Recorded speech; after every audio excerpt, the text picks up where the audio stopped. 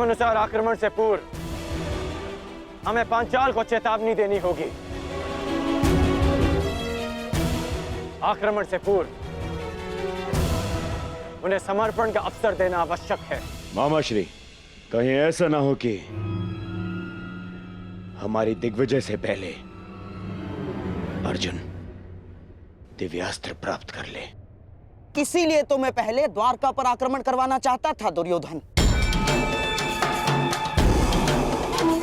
परंतु चिंतित ना हो, पशुपतास्त्र पाना कोई सरल कार्य नहीं।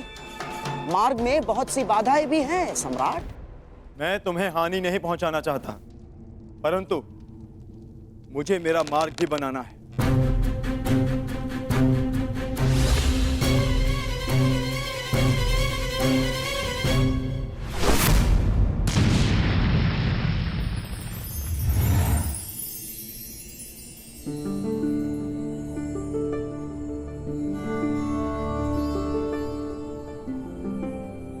मैंने आज तक तुम जैसा मनुष्य नहीं देखा, इतना हठी परंतु इतना चैतन्य। तुम्हें मार्ग देकर मुझे आनंद की प्राप्ति होगी।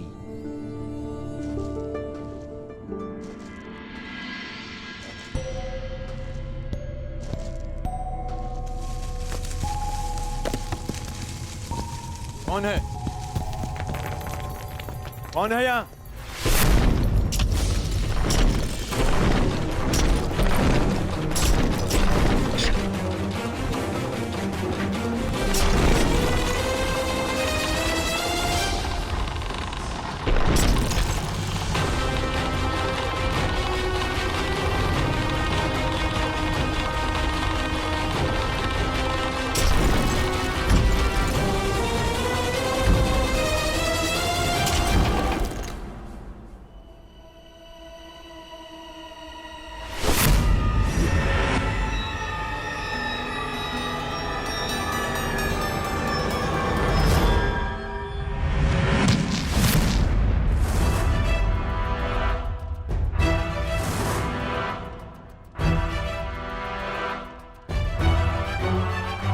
ये तो महागुरु परशुराम के शिष्य का संदेश है,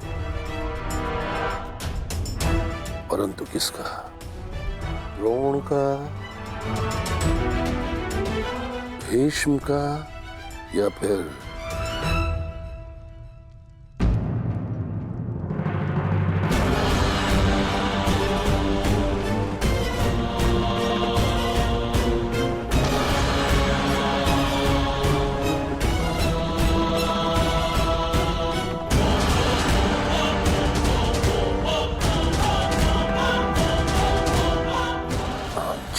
को अधीनता स्वीकार नहीं है।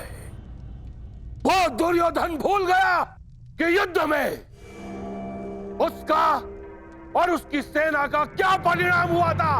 अपने गुरु द्रोणाचार्य के लिए गुरु दक्षिणा लेने आया था वो, परंतु हमने स्वयं उसे उसके प्राणों की दक्षिणा दी। जिस हस्तिनापुर में हमारी पुत्री का अपमान हुआ, उस हस्तिनापुर से संधि कदापि नहीं। अपनी पुत्री के अपमान का प्रतिशोध हम लेंगे।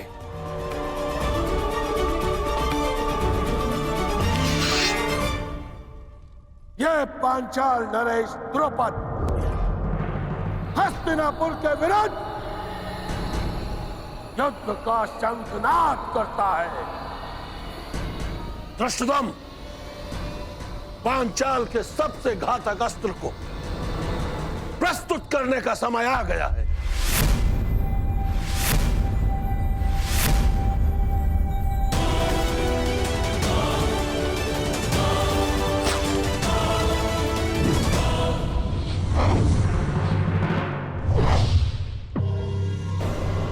मुझे लगता है कि अपने दामाद पांडवों का परिणाम देखकर पांचाल नरेश संधि कर ही लेंगे।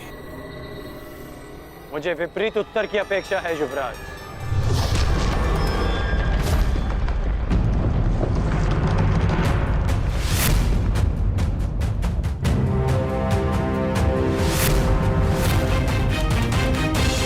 पांचाल नरेश का उत्तर आ गया युवराज।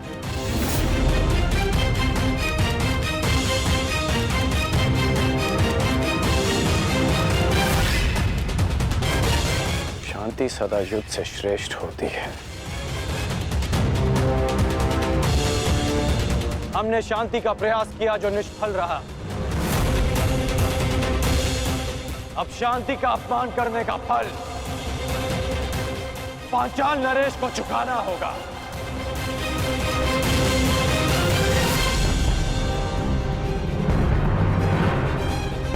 अब जब युद्ध निश्चित है अंगराज, तो सावधान रहना। कदाचित आपने पांचाल के मायावी योद्धा के विषय में नहीं सुना है। मायावी योद्धा?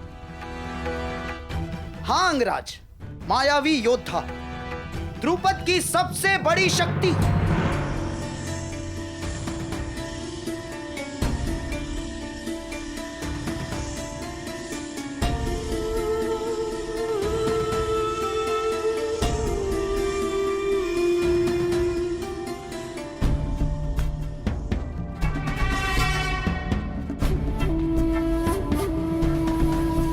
हस्तिनापुर ने पांचाल पर आक्रमण कर दिया है और इस समय पांचाल की ढाल तुम हो। तुम्हें इस युद्ध में भाग लेना ही होगा।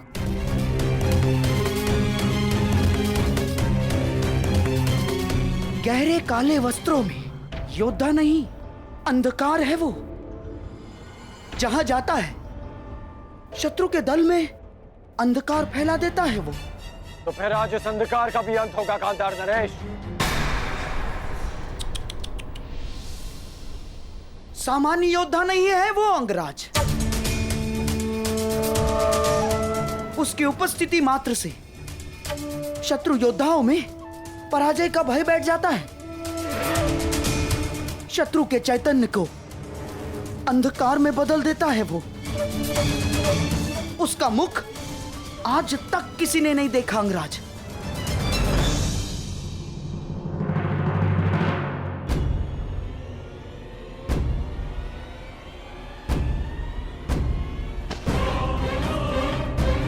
यही अवसर है पांचाल की रक्षा करने का और अपना प्रतिशोध लेने का, जिसकी कई जन्मों से प्रतीक्षा थी तुम्हें। यदि इस युद्ध में हस्तिनापुर पराजित हुआ तो वो आएगा, वो अवश्य आएगा जिसकी तुम्हें प्रतीक्षा है। उसके सामने आते ही शत्रु के मुख से साहस उतर जाता है और भय का अंधकार छा जाता है अंगराज।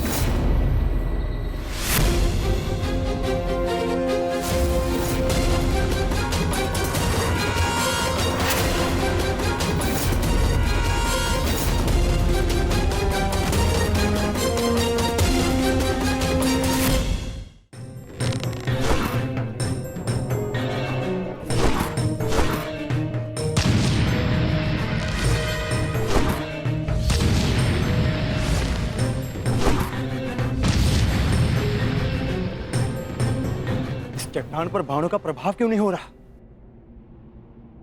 अवश्य ये कोई मायाजाल है।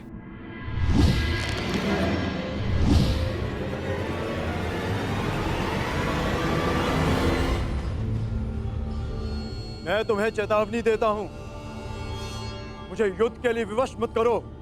जिस किसी का भी ये मायाजाल रचा है मेरे समक्ष प्रस्तुत हो।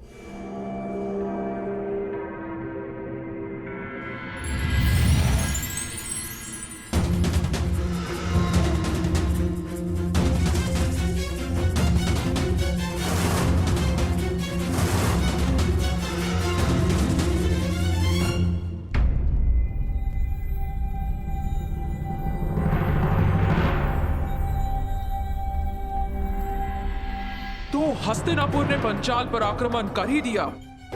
यदि हस्तिनापुर की सेना आई है तो वो भी जरूर आएगा, वो जिसकी मुझे वर्षों से प्रतीक्षा है।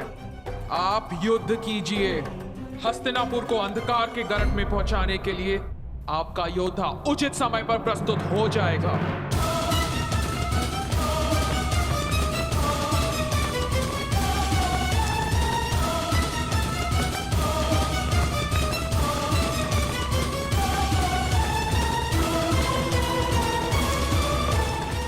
लगता है पांचाल नरेश अपनी सारी सेना ले आए। तो आज पांचाल की सारी सेना का नाश होगा।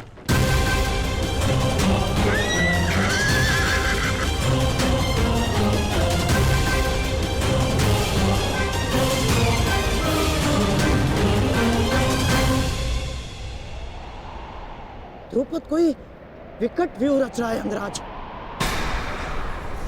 विकट नहीं, महाविकट व्यू गांधार नरेश।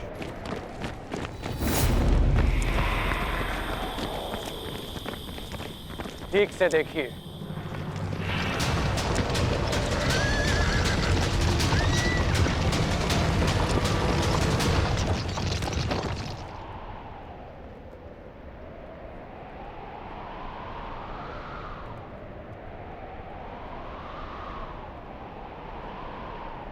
पूंछ की ओर से सेना का प्रवाह आगे होगा और 6 फनों की अगुवाई करेंगे 6 महारथी।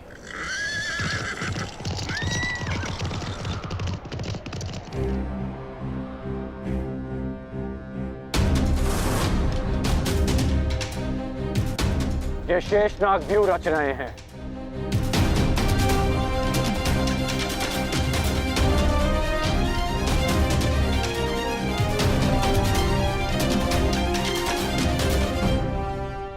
पहले ही प्रयाण में इतनी बड़ी समस्या।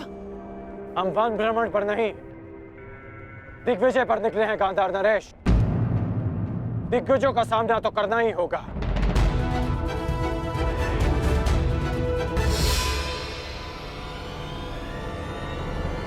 व्यू रचना।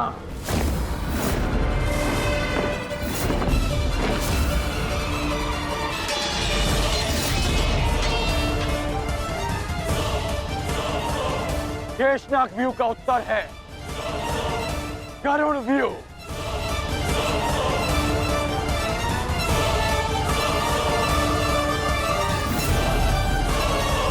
जिस प्रकार नागों का दमन गरुड़ करते हैं, उसी प्रकार हमारा व्यू पांचाल की सेना को छिन्न भिन्न कर देगा। अद्भुत मित्र, अद्भुत।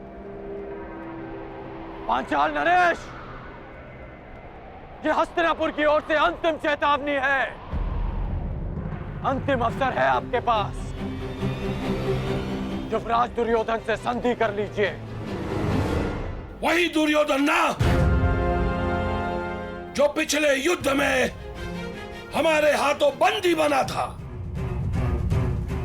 वो दुर्योधन मित्रता के योग्य नहीं है। जिन कौरवों के हाथ हमारी पुत्री यज्ञासिनी के आंचल तक पहुंचे हैं, उन हाथों से संधि नहीं, अपितु उन हाथों का नाश होना चाहिए। अब मेरी भी अंतिम चेतावनी सुन लो अंगराज। तुम्हारा भला इसी में है कि लौट जाओ, अन्यथा जिस प्रकार चक्की में चने के साथ धुन भी पीसी जाती है, उसी प्रकार इस दुर्योधन के साथ तुम्हारा भी नाश होगा।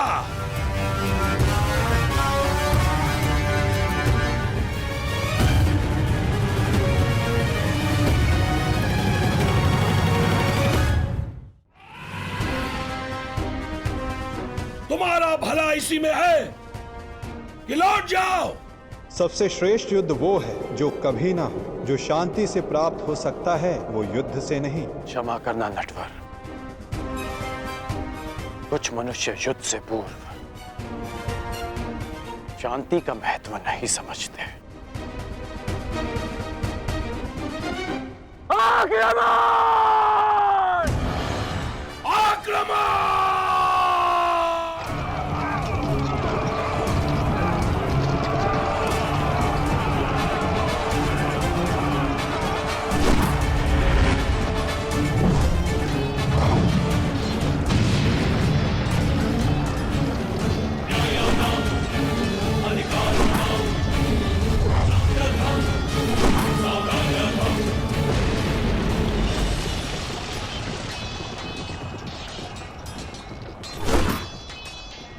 आज मैं और मेरा पुत्र इसी रणभूमि में द्रौपदी के अपमान का प्रतिशोध लेंगे। आज पांचाल की पांचों नदियां कौरव सेना के नाश की साक्षी बनेगी।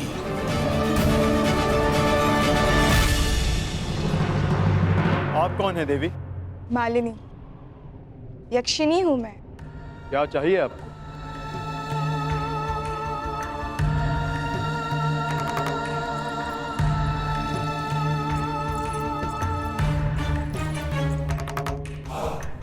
तुम्हारा प्रेम।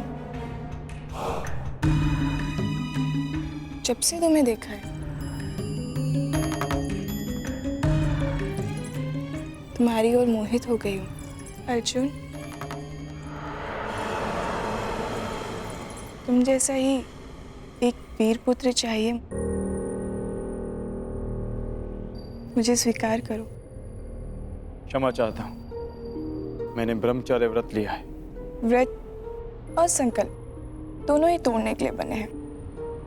विश्वामित्र ने भी मेनका के लिए अपनी तपस्या तोड़ दी थी। तुम भी तोड़ दो मेरे लिए। नहीं देवी,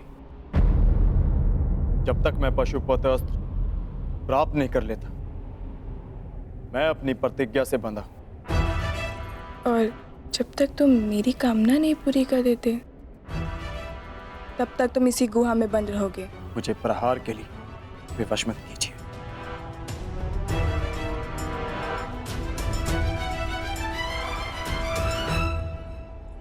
प्रयास करो। स्त्री पर अस्त्र उठाना क्षत्रिय धर्म नहीं, परंतु जो स्त्री काम वेश में आकर पुरुष का धर्म भंग करना चाहे, जिसे मर्यादा का ज्ञान ना हो, जो अपनी ही काम पूर्ति के लिए अपनी शक्तियों का दुरुपयोग करे, उसे राक्षसी माना गया। और एक राक्षसी पर अस्त्र उठाना क्षत्रिय धर्म है। सावधान!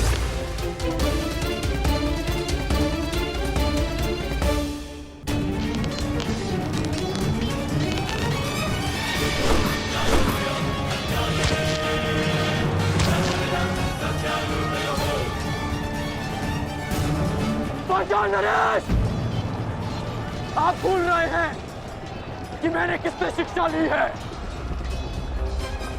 कदाचित आपने मुझे स्वयंवर में अपने कौशल प्रदर्शन का अवसर दिया होता, तो आज आप मुझसे युद्ध करने का दुस्साहस नहीं करते।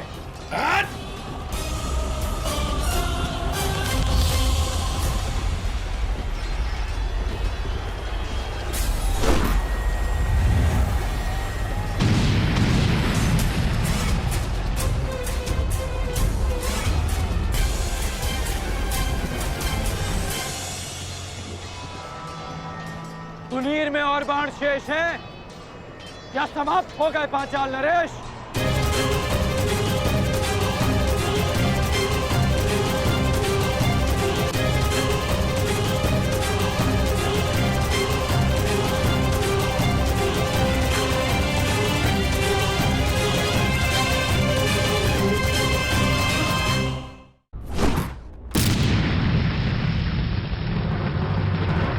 तुनीर में और बाण शेष हैं या समाप्त हो गए पांचाल नरेश? सम्राट, एक बात तो माननी पड़ेगी, तुम्हारे इस मित्र कर्ण का कोई तोड़ नहीं ना। कर्ण का कोई सामना कर सकता है तो वो केवल अर्जुन है, परंतु पता नहीं पशुपतास्त्र की यात्रा में अब वो किस मोड़ पर होगा।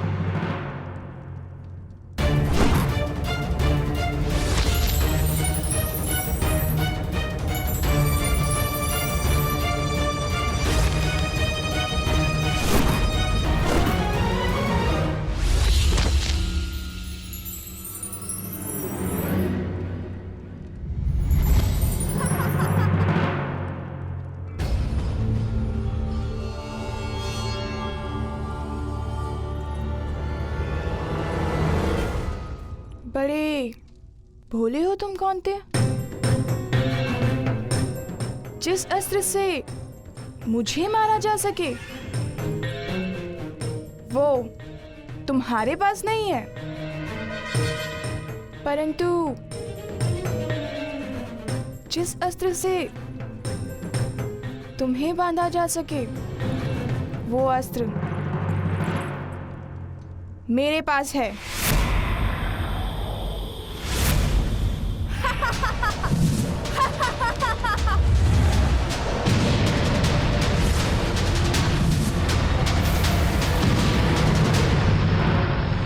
साधारण नारी नहीं हूं मैं, यक्षिणी हूं, वरदान प्राप्त यक्षिणी।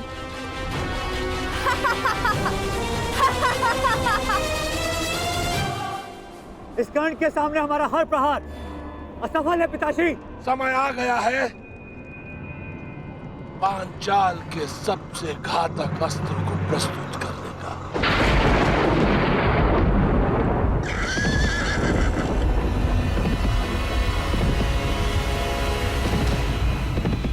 अब भी समय है पांचाल नरेश, हस्तिनापुर की अधीनता स्वीकार कर लो। जिसकी पुत्री द्रौपदी ने इतना सब कुछ सहने के पश्चात भी दासी बनना स्वीकार नहीं किया, तो फिर उसका पिता द्रौपद दास बनना कैसे स्वीकार कर सकता है? पांचाल नरेश द्रुपद का सर कट सकता है, परंतु झुक नहीं सकता।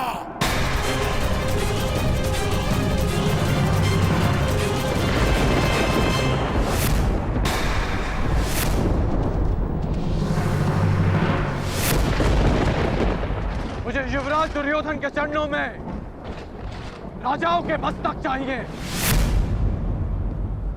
झुके हुए मिले तो उत्तम, अन्यथा कटे ही सही।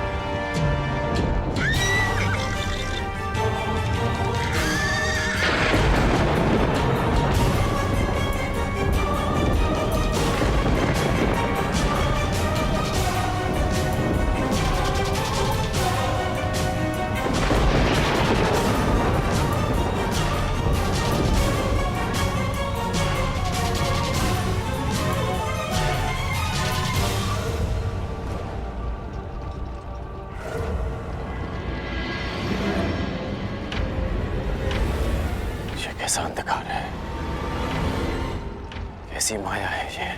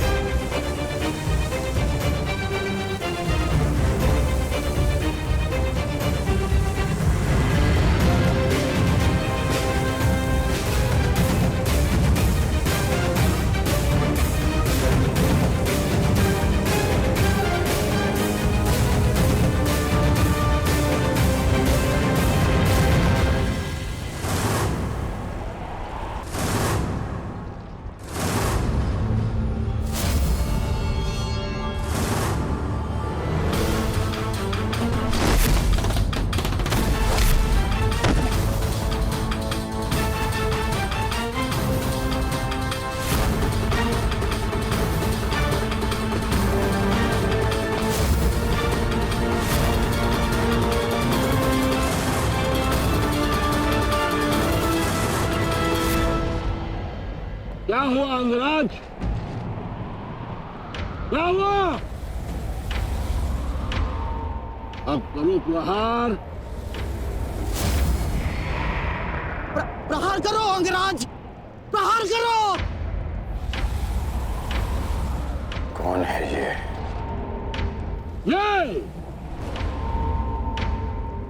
ये द्रुपद का वार। पांचाल का प्रहार है। चलो युद्ध करो। बच सकते हो तो बचो।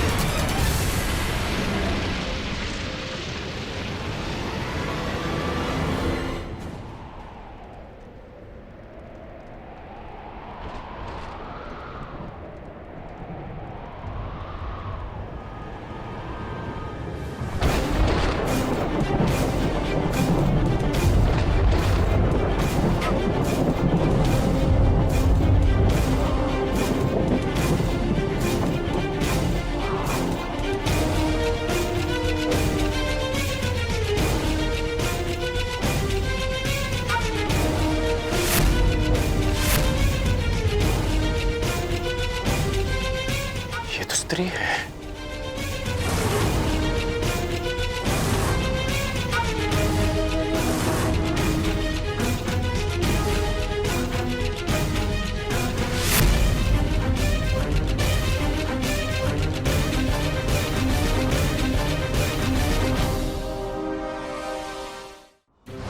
सावधान कर्ण।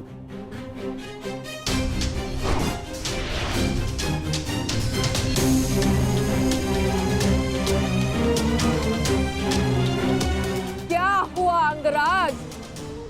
भयभीत हो? युद्ध करो। एक स्त्री पर अस्त्र उठाना किसी भी योद्धा के धर्म के विरुद्ध है।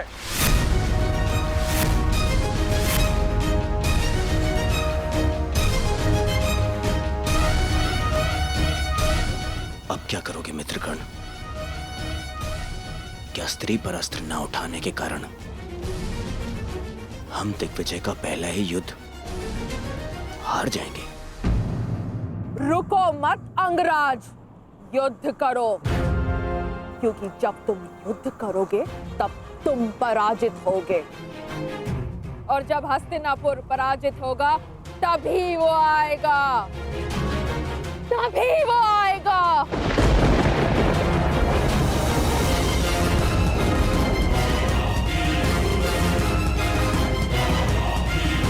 ये किसके आने की बात कर रही है? तुम सबको बंदी बनना होगा, तभी वो आएगा, तभी मेरे जन्मों का प्रतिशोध पूर्ण होगा। मामा जी, ये किसकी बात कर रही है? किसे लाना चाहती है वो यहाँ पे?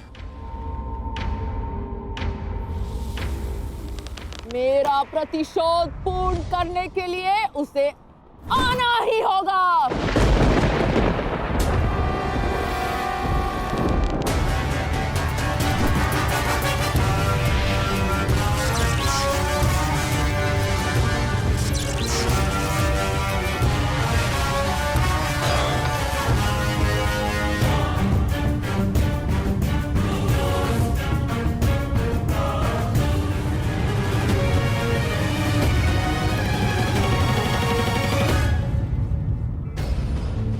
दिव्य कवच तुम्हें प्रहार से बचा सकता है अंगराज, परंतु कब तक? तुम्हें हारना ही होगा। कौन हो तुम वीरांगना? और किसके आने की बात कर रही हो?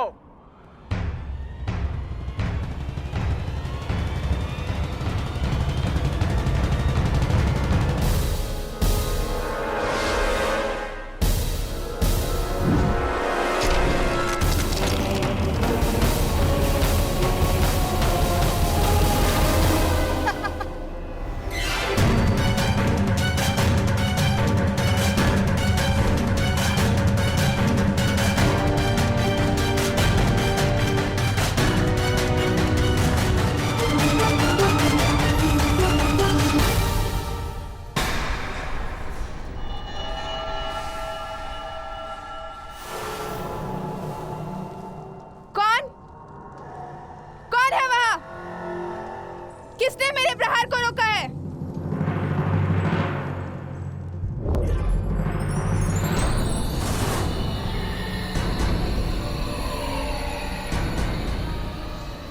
इंद्रदेव, आप?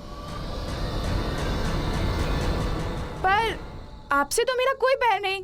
मेरे पुत्र से बैर कर कर तुमने मुझे अपना बैरी बना लिया।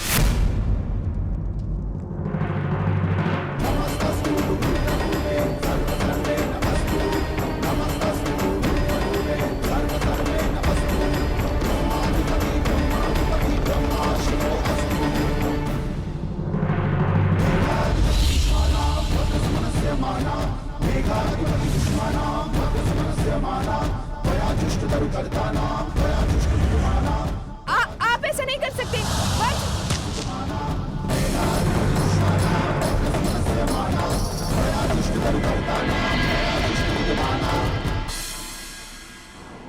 बताओ कौन हो तुम? अपना परिचय दो। अंगराज, यह शिखंडनी है। शिखंडनी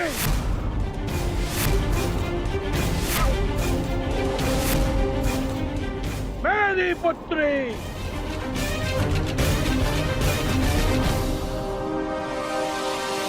युद्ध करो अंगराज, क्योंकि पांचाल में वीरों का परिचय उसके युद्ध कौशल से होता है, उसके पुरुष या स्त्री होने से नहीं।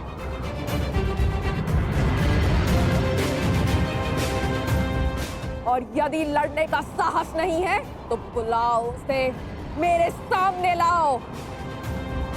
मैं एक स्त्री पर अस्त्र नहीं उठा सकता और ये पता नहीं किसे लाने की बात कर रही है।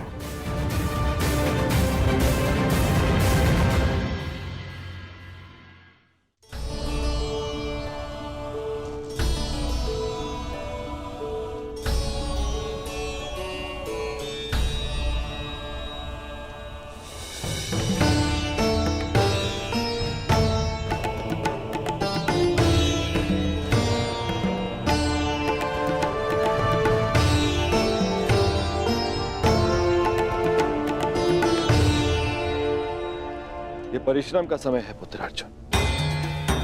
हमारा लक्ष्य कैलाश है।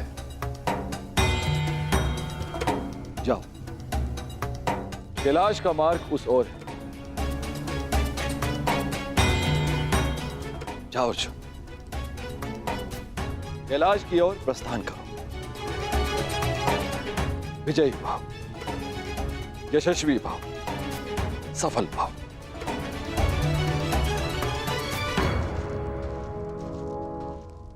अपने पुत्र के मार्ग से मैंने बाधा हटा दी।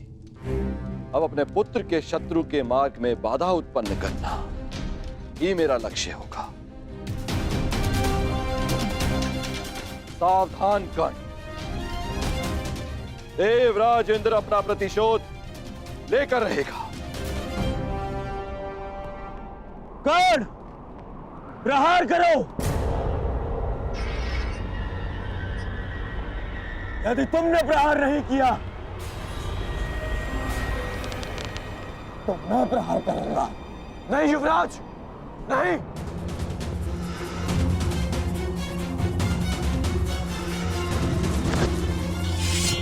यदि तुम प्रहार नहीं करोगे तो मैं करूंगी।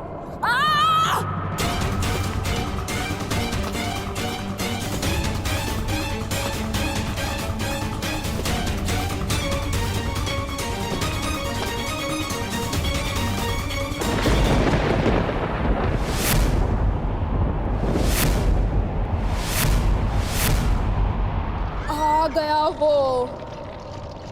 आज मेरे जन्मों का प्रतिशोध पूर्ण होगा।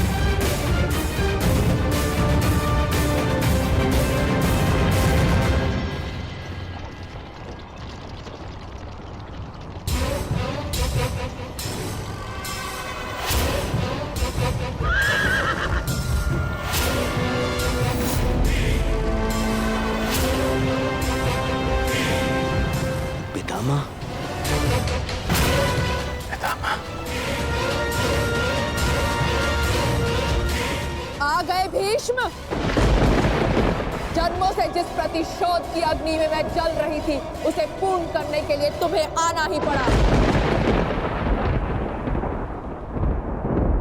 स्मरण है या भूल गए? मेरा अपमान, मेरे अस्तित्व का नाश। स्मरण है वो अपमानित अम्बा जिसे न प्रेम मिला न पति। स्मरण है वो अबला अम्बा जिसके स्वयंवर से एक टूटी हुई वस्तु के भांति उठाकर तुम ले आए। स्मरण है वो अम्बा जो अपने अपमान के प्रतिशोध के लिए हर वीर के पास गई, हर योद्धा के पास भटकी। स्मरण है वो अम्बा जिसने तुम्हारी नाश की प्रतिज्ञा लेकर अपने आप को अग्नि को समर्पित कर दिया। हाँ भीष्म, मैं उसी अम्बा का पुनर्जन्म हूँ। शिखंडिनी, शिखंडिनी, शिखंडिनी, शिखंडिनी,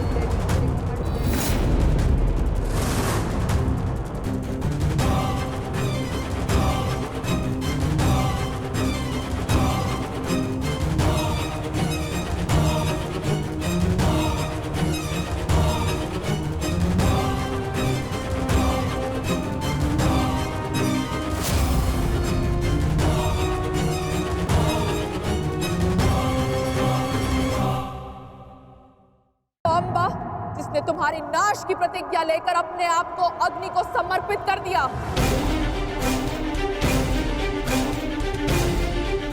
हाँ भीष्म, मैं उसी अम्बा का पुनर्जन्म हूँ। शिखंडिनी, शिखंडिनी, शिखंडिनी,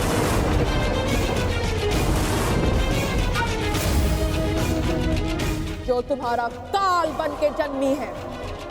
आज उस अम्बा का प्रतिशोध पूर्ण होगा। आज मैं तुम्हें मृत्यु दूंगी।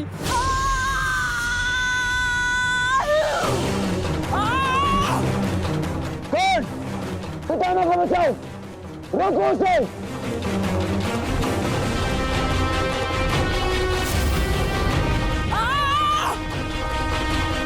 अंगराज, तुम कुछ करते क्यों नहीं हो?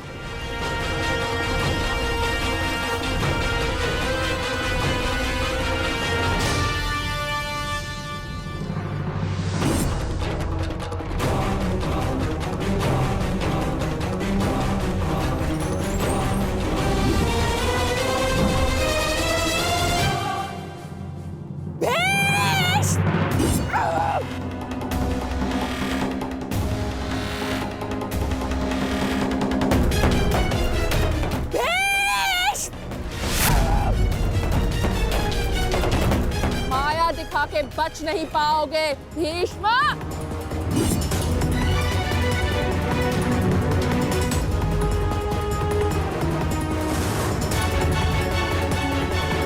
ब्रह्मास्त्र, ये प्रतिद्वंद्वी के सबसे बड़े शत्रु का भय उसके समक्ष उत्पन्न कर देता है।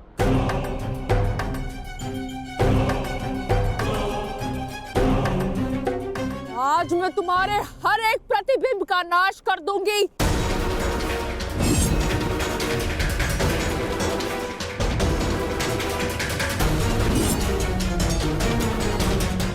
ओह, तो वो कथा सत्य थी जो अम्बा गंगा पुत्र के संहार के लिए पुनर्जन्म लेगी।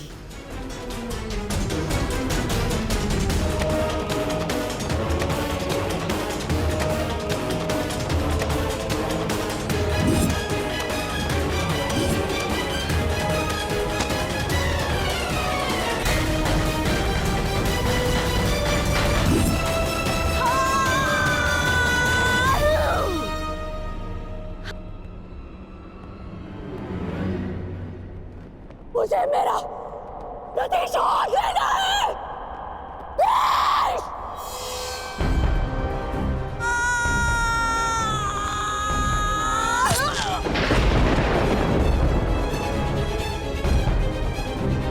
अब समय आ गया है, शिखंडिनी को नागपाश के बंधन का अनुभव करा दिया जाए।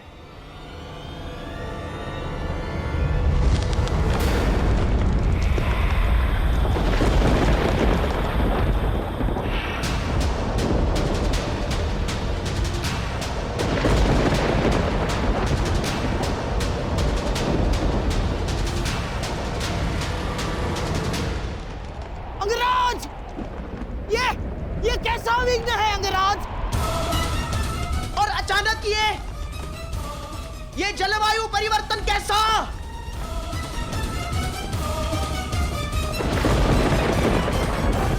और वो भी केवल हमारी सेना पर। अंगराज, अंगराज, उधर पांचाल की सेना के ऊपर का आकाश तो स्वच्छ है। अब ये किस शत्रु की माया है अंगराज? ये सब क्या हो रहा है सूर्यदेव?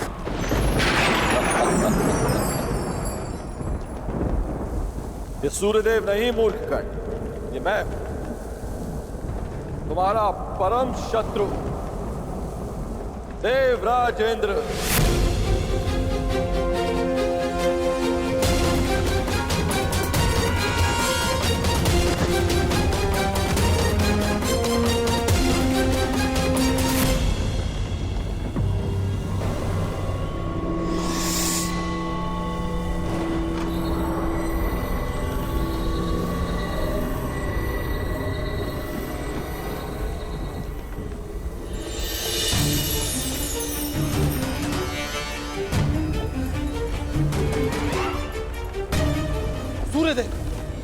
ये आप क्या कर रहे हैं? अब क्यों मेरे मार्ग में आ रहे हैं? देवताओं के राजा होने का यह अर्थ नहीं है कि आप ही को अपनी शक्तियों का प्रयोग करने का अधिकार है।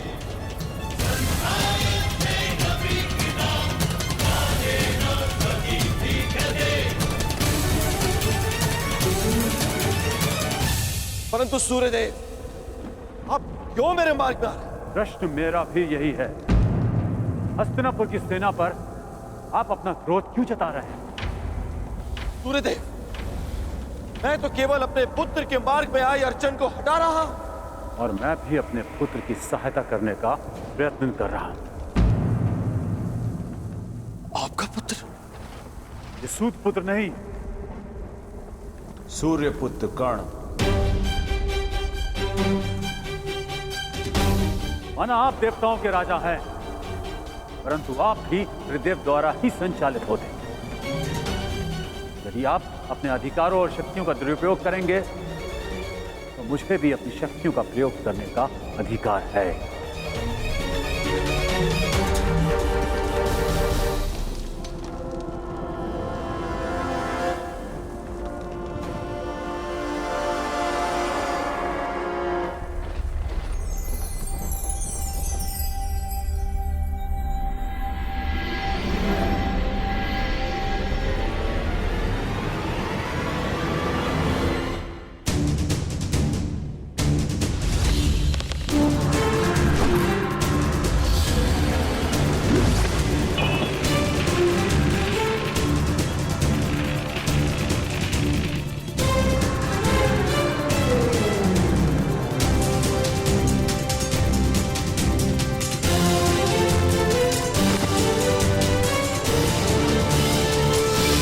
नरेश, यदि अपने राज्य का विध्वंस नहीं चाहते हो तो अपनी पराजय स्वीकार करो और अपना मुकुट युवराज दुर्योधन के चरणों में रख दो।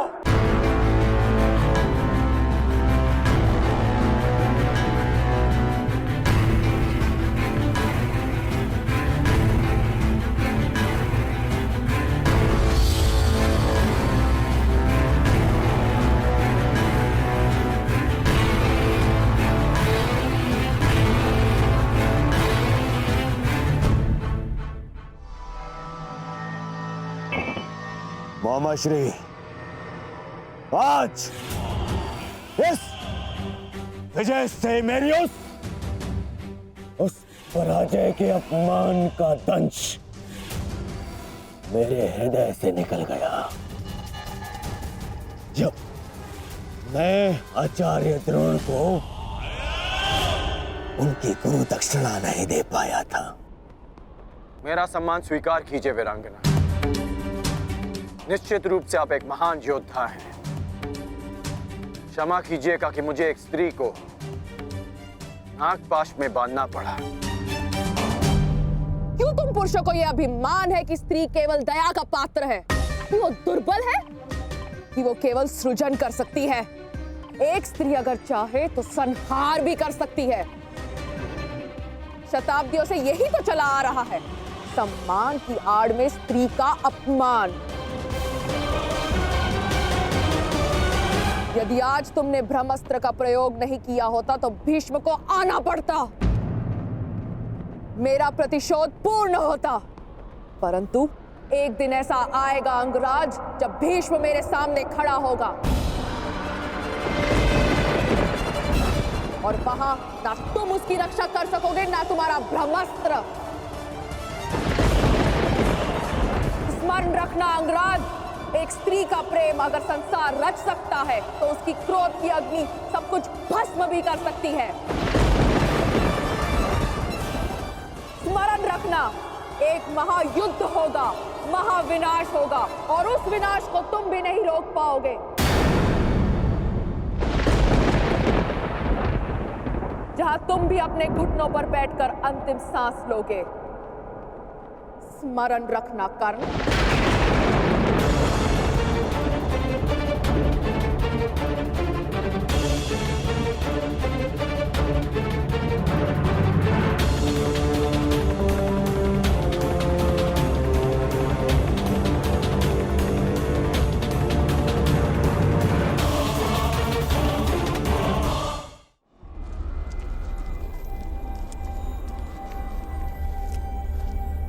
बड़ा भयंकर युद्ध था अंगराज।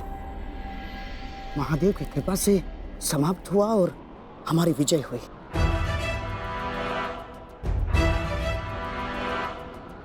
अभी कई युद्ध शेष हैं और कई विजय प्राप्त करनी है गांधार नरेश। हाँ। मैं इस दिग्विजय यात्रा को अंत तक अवश्य पहुंचाऊंगा।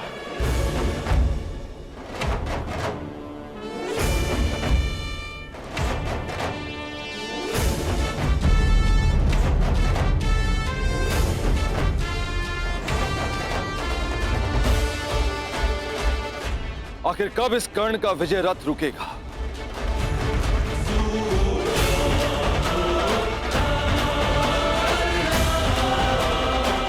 अब तो मैं खुलकर कुछ कर भी नहीं सकता, कोई प्रहार नहीं कर सकता, क्योंकि तुरंत सूर्यदेव इसके समर्थन में आ जाएंगे। सूर्य पुत्र कर्ण,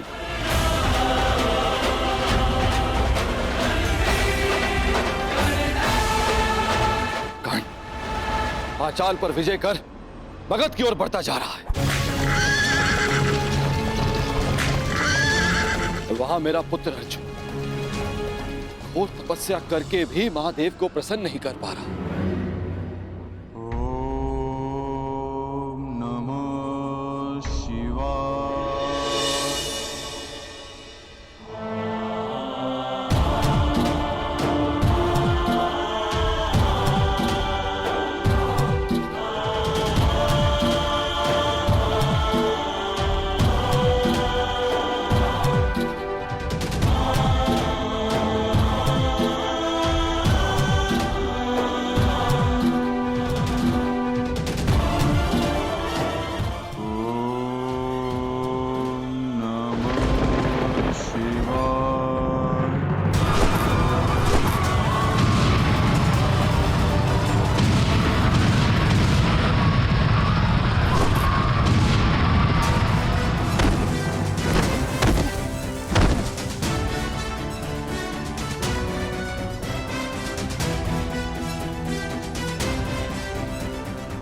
कर्ण ने कलिंग और बंग पर भी विजय प्राप्त कर लिया। अधिक से अधिक शक्तिशाली होता जा रहा है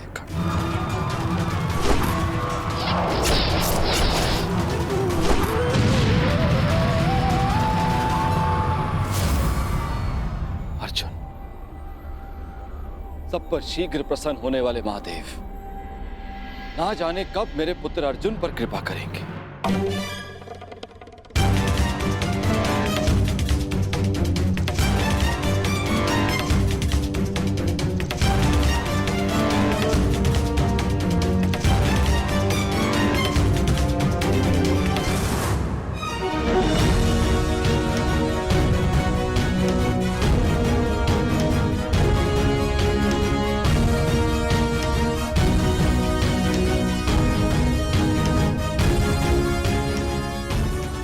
वनवास के 10 वर्ष पूर्ण हो चुके।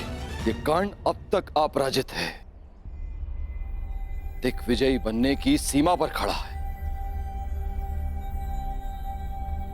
क्या करूं मैं और कैसे अपने पुत्र अर्जुन को इस कर्ण से अधिक शक्तिशाली बनाऊं? कैसे?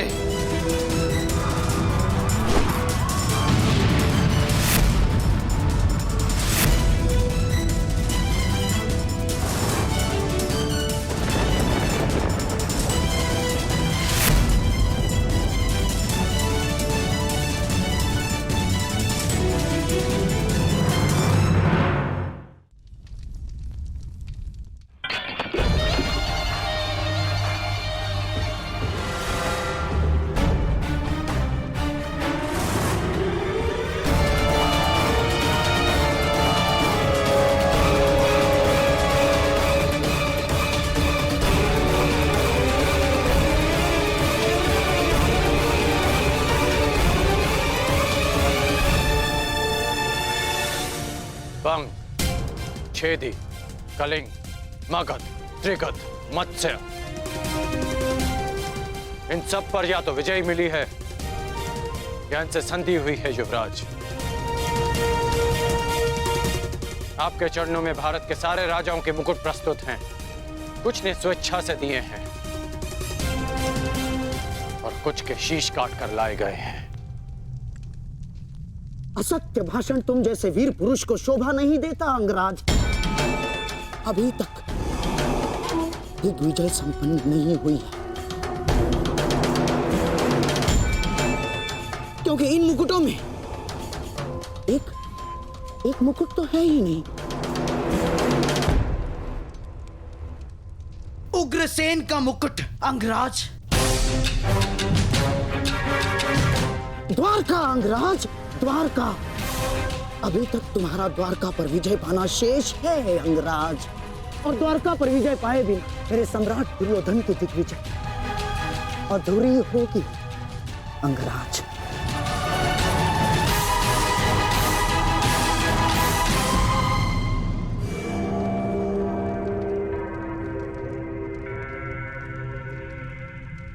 द्वारका से युद्ध यानी वासुदेव से द्वंद्व। क्या आप नरसंहार का प्रण लेकर हस्तिनापुर से निकले थे गांधार नरेश? रक्त की नदियां बह जाएंगी, परंतु वासुदेव और श्री बलराम को हराना असंभव है। लोग उन्हें यूं ही अवतार नहीं कहते। अवतार की कथा पे वो विश्वास करते हैं जो कृष्ण से भयभीत हो।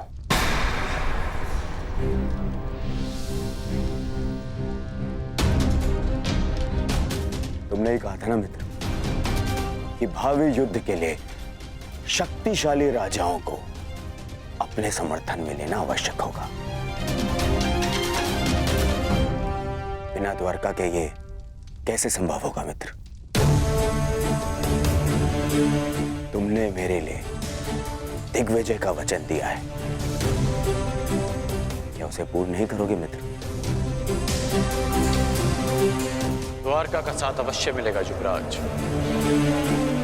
शक्तिशाली को मित्र संधि से बनाया जाता है, युद्ध से नहीं। हमें वासुदेव और श्री बलराम से संधि करनी होगी।